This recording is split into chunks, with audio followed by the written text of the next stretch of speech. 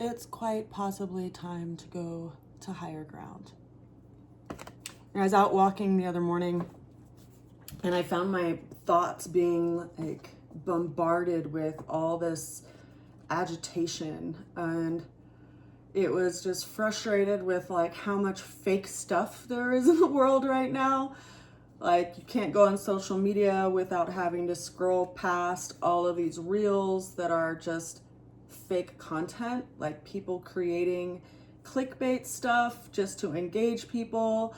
People even going as far as to like purposely prank and like slap their girlfriends and spit in their face just to like get reactions and interactions because they realize that, you know, that it just looks like people are paying attention to it. And so the algorithms will get more people to look because it seems popular. And we can see from all of this that the algorithms aren't intelligent, right? Like, they aren't actually promoting things that are going to lend any like improvement in people's lives. And I just ultimately found myself really agitated and irritated as I was walking down this road with my dogs and birds singing on either side of me, and, you know, all the other variables around me. And I caught myself kind of mid-stride and realized it's time to change the channel.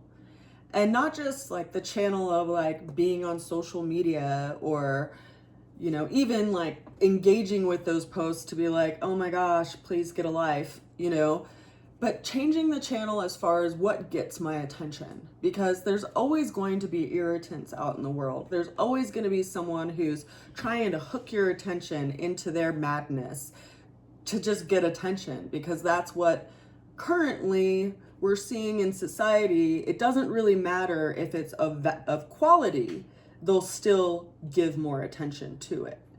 So we have this opening card for this week, which is the Page of Wands. And this kind of made me reflect on that moment of, you know, when you're like listening to the radio, if you've ever listened to the radio, I'm not sure if you're of that generation. I know a lot of people just, you know, subscribe to music channels and things, but when you're listening to the radio, sometimes you lose reception to the music that you want to hear or the station that you want to hear. And there's just static. And then sometimes it's like a radio station takes over and it's a completely different song. It might even be a song that really irritates you, and it just kind of takes over the airwaves. And so it's caused me to reflect on this, because I'm a Mercury rising, or I'm a Virgo rising, which means I have Mercury governing my chart. And so my mind is a very active place for me, and it always has been. I remember being a kid and like planning out my conversations for the next day, only to realize like, yeah, you're not really present for conversations if you're just planning them out a day before. Like, you have to actually be part of the communication. But, you know, that's what I thought when I was like a 12-year-old laying in my bed. It's like, I have to prepare for these conversations. And I realized after, you know, being an adult for so many years, not everybody has that active of a mind where they're evaluating things and analyzing things all the time. And it brought this epiphany to me that I will never understand those people, right? I'll never understand the people that go out of their way to purposely be an irritant just to get attention. I'll never understand those people, and I don't want to understand those people because I am not like them. And that's okay. And so I have to accept that and just give my attention to something else. You know, I have to give it to things that I want to understand, things that I want to nurture, things that I want to grow. And that is something that's reflective, right? Because there are so many things that can steal your attention right now and kind of rob your time. And in my opinion, our time is our most valuable resource that we actually have, because it's time that we can share with other people. And of course, when we're scrolling on social media, we're not typically sharing time with other people. So, time to look to something higher. And it's, to me, very poignant that we started with this card, because we are going to have a conjunction between the sun and the planet Jupiter in a couple of days. Now, Jupiter just entered the sign of Leo. It will be in the sign of Leo for roughly the coming year. But this will be the only time that it meets with the sun in this place, because it will only be in Leo for a year. And the next time it meets with the sun, it will be in the sign of Virgo, and about a year away from now. So when you consider the sun, which is our essential self, meeting with Jupiter, which is, you know, the sun behind the sun, so to speak. It's our connection to the divine. It's our connection to our faith. It's our connection to, you know, that which is beyond this physical world. And they're going to come in sync, and they're going to come in sync in the sign of Leo.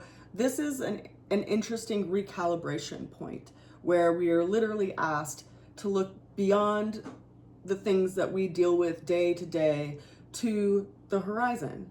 Like, what are we aiming for? What's important to us? We need to continue to focus on that so we don't get lost and caught up in the weeds and the mud and, you know, bindweed and things.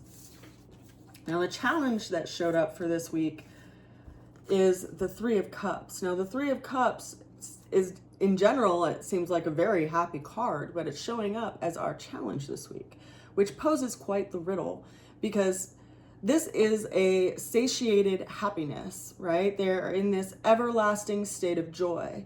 And coming in as our challenge for this week, it's almost like the people in this card are neglecting all the things that are like their responsibilities, or the things that, you know, might be hard, because they just want to chase that joy. And that's a challenge, because a lot can happen behind the curtain when you aren't paying attention. And so this showing up for us, I think, is notable, because it's telling us that we have to be willing to accept the hardships that we want, that we keep looking away from, the things that we don't want to accept. We have to actually turn our attention toward that. The way we're going to get through that challenge came in as the Strength card. Now, this is an interesting card to show up here because it's ruled by the sign Leo. And this is kind of the gauntlet of sorts that we'll be going through the next year. You know, consider that we also have the South Node, which is currently at 0 degrees of Virgo, and it moves in retrograde, or, you know, backwards movement. And so it will be transiting into the sign of Leo, which means that all of our eclipse cycles will be happening on the Leo Aquarius axis, this, you know, 180 degree axis between these two areas of the chart.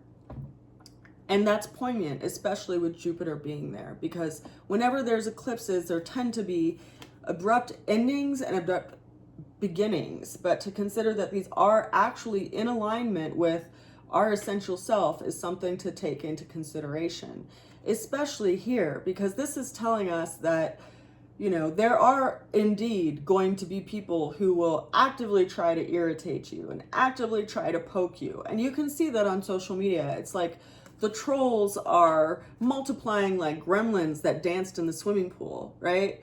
There's so many avenues of these false bots that are literally just trying to engage people and steal their attention.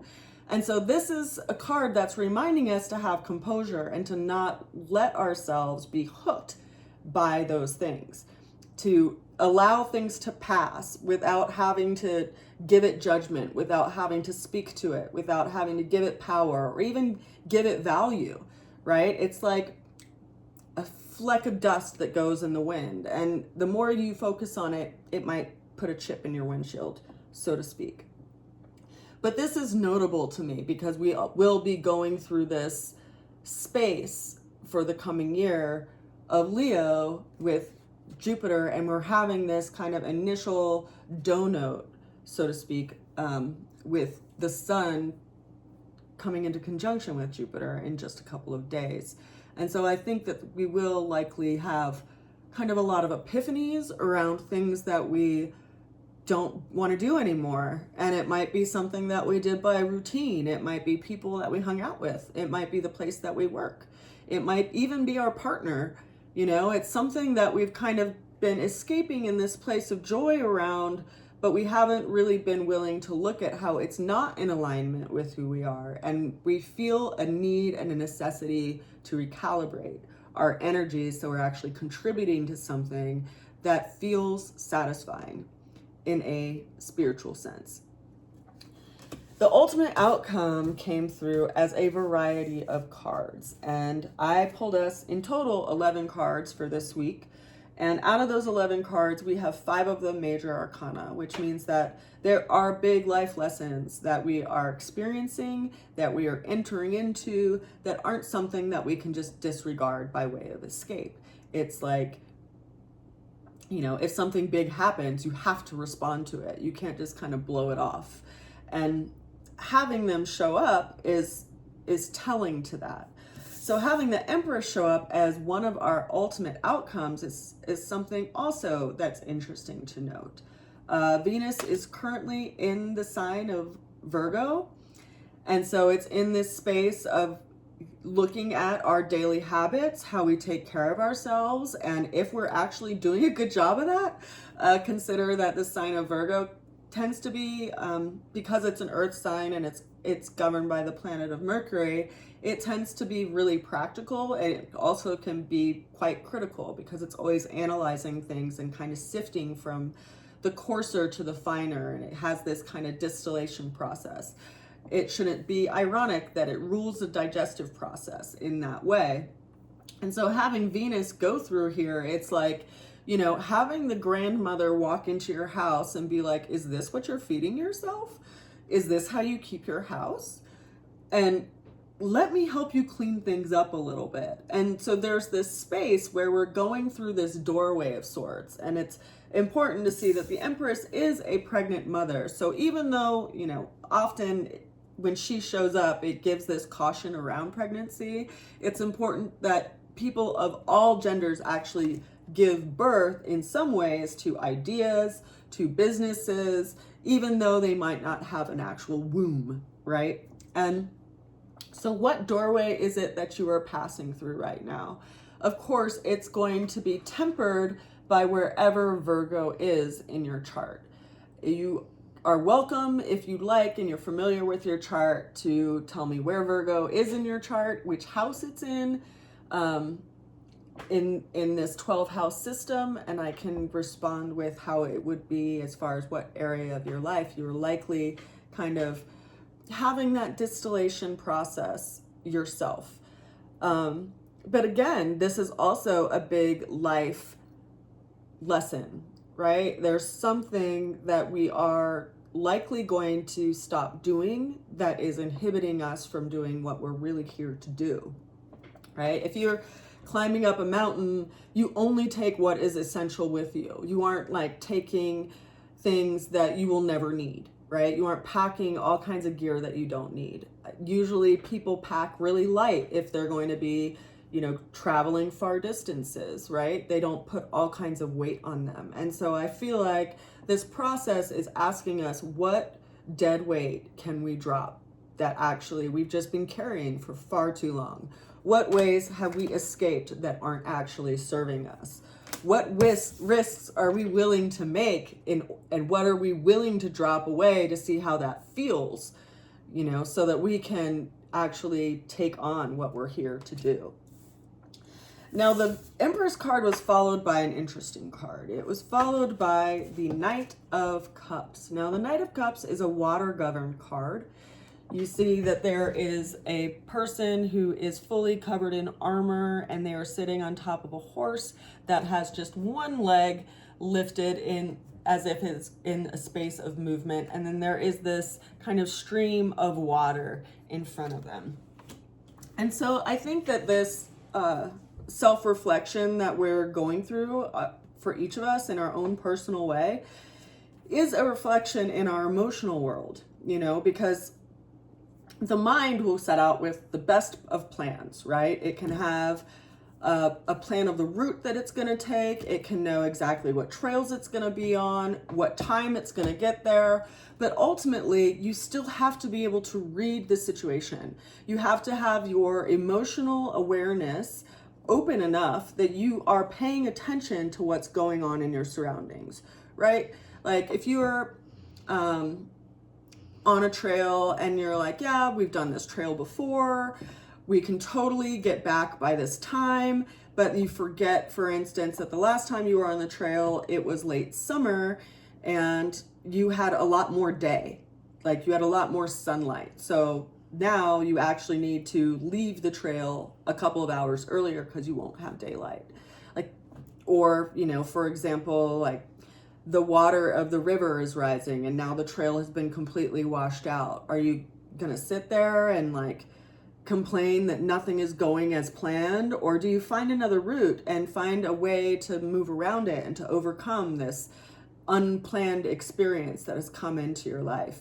I think that's what we're looking at right now. Is there is this strange conditioning that we have, perhaps because we grew up on fairy tales and these like ideal kind of picture of what life would be like, and then when life's right? Like when things get stressful and things fall through and, you know, planes get changed or the car gets wrecked and everything in life that you had planned in that time period gets disturbed and you have to figure stuff out. That's what life is all about. Life is about the process of overcoming hardship and seeing the best of everything, not necessarily just having this easy coasting experience as you get through life. And I must say that, like, for my day job, I work for a library district. I'm their communications coordinator. So I do their PR, I do their website content, I do everything related to communications for our library district. And we have had the experience of doing these community needs assessment interviews for the last 2 months. And so I've been speaking to people all over our county, which is a county of about 32,000 people, much smaller than the county I used to live in, which had 740,000 people. There are different things that press upon people here in this county than there would be perhaps in a heavier populated area. But what has struck me time and time again with the people that I interview is their spirit after overcoming a hardship. Like their stories are so rich with detail and inspiration that they're nourishing to listen to, right? They make your eyes well up because there's this sense of the capacity of human beings and what they're able to overcome if they're just willing to try. And so I think that there's a lot of that that's happening now, like a lot of this space where things are shifting and we're starting to reevaluate what we invest in and if it's actually of value to us personally. Like society has told us that it should be of value to us, but is that actually what we want?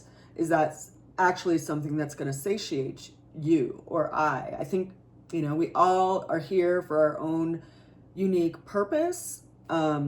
But we're starting to listen a little differently as far as how we can engage and interact with the world. And I must say, just in reflection, that it's the people that I've met that have overcome things that are the coolest people. They're the people that you want on your side, and they're the people who will absolutely show up when things go wrong, whereas there are other people who will only ever show up when everything is going right. And so you have to kind of weigh out who you want to share your time with and who actually nourishes your spirit. Now this card, which is all around having like an emotional awareness, but also this space of vulnerability, we can see that this horse is taking very purposeful steps, right? Like if the water is raising, you decide which direction you're going to go. Are you going to go uphill, right, to higher land, to higher ground, or are you going to dive into that stream and be thrown around by that raging water, right? We have to be willing to pay attention to what's going on and respond to the situation and not be so stuck in this weird escape of the mind that we are ignorant to the situation that is around us. So the card that followed the Knight of Cups is actually the Four of Pentacles. Now, The body language of this individual is interesting because they have a pentacle on top of their head, one that they are hugging around their chest, one placed underneath each foot, and then they are surrounded by this brick enclosure. It's a 4, so it kind of lends this space of like, or this context of stability, and it's also an earth governed card because it's pentacle, so it is, lends this earth quality and stability in that way too. But pentacles are related to our resources, our financial resources, our time, our physical body, in general, physical things. And so here this person is actually like trying to take this internal sense of what they actually have, right? And in a lot of ways, I think we're all doing this. Like, what do we actually value? Where is our stability? And he's taking an inventory of what he has, like his own assets, his own time, his own means to exist. And he's kind of shutting the world out to be able to do that. And so if you feel like you need to do that, don't fault yourself for it, because it can give you some perspective to just self-reflect on your own values a bit. Now this card is followed by the Emperor. Now the Emperor is another major arcana, and it governs the sign of Aries. And when you look at this card, of course, you can see a warrior as they look out from this ridge to this body of water below. And in the distance, you see this little window that's kind of etched into this mountain that's in the background. The Emperor is often associated with war, right? As is Aries. He's the warrior of the zodiac. But this is telling us that we need to gain some perspective. And it's likely that, much like where I was at the other day when I was walking down the road and I was just like so lost in like the swampland of just reflecting on what's going on in the world right now, I needed to get some perspective, right? I needed to remove myself from it a little bit. I needed to get some distance from it a little bit. And that's what he's reminding us to do. He's reminding us that we need to get organized. We need to come up with a plan and not just kind of let things be frivolous. And again, I realize, right? I realize even the best laid plans, God laughs at, because I thought I had a pretty good plan today. I was going to be offering a class, but God decided to laugh at that, and we lost power for a few hours, which was right around the time I was going to be doing my class. So instead, I meditated for about an hour, and I hung out with my dogs, who are very glad that I didn't go anywhere. And I decided to do a reading for us all instead. And, in reflection, yeah, absolutely. There are things in my life that I need to change. There's things in my life that I need to weed out. And whenever I weed my yard, I am reminded of that. And I use it as a symbolic representation of what I need to be weeding out of my actual life and not just out of my garden. But there's this space of reorganization that we're being called to with this card. Now, whether you need to reorganize your day, whether you need to reorganize your life, there's something to that. And, considering that we have 2 planets right now in the sign of Aries, we have Saturn, which is the taskmaster of sorts, and we have Neptune, who recently went retrograde. Saturn will also be going retrograde here in a little bit. But they're in the sign of Aries. And so we have these 2 kind of big players in the sign of Aries bringing this up too. Saturn, while I referenced Jupiter earlier that takes 12 years to go around the whole zodiac wheel, Saturn takes roughly about 28 and a half years. So it will be in the sign of Aries for roughly 2.5 years, bringing this sense of responsibility around our sense of self, because that's what Aries governs. It's, who we are. And who are you, right? Are you the person who creates pranks and has no accountability around them because you think like that's okay? Are you the person who, you know, rips people off business-wise and you have no emotional attachment to it because it's just business and, you know, there's no like good or bad players in that realm. It's just business, even though, you know, you're really screwing this person over. Are you the person who, you know, wants to bring something into the world that can help people, right? Are you a helper, right? Like Mr. Rogers. What kind of person are you? I think that's what Saturn is also kind of bringing to our attention, because society doesn't always give us great role models for that, right? And so we have to do some self-reflection in that way. Interestingly enough, Saturn showed up in a reading today too.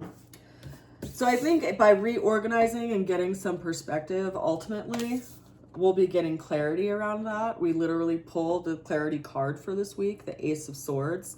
The Ace of Swords can cut through any illusion. It can cut through stormy clouds. It can cut through BS that people feed you. It can cut through your own BS, right? How do you wield your sword and what do you wield it for? It's time to ascend to something higher.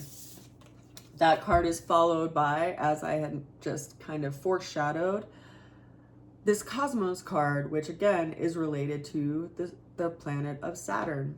Now, this is a card of completion. You can't get up that hill if you keep carrying that dead weight.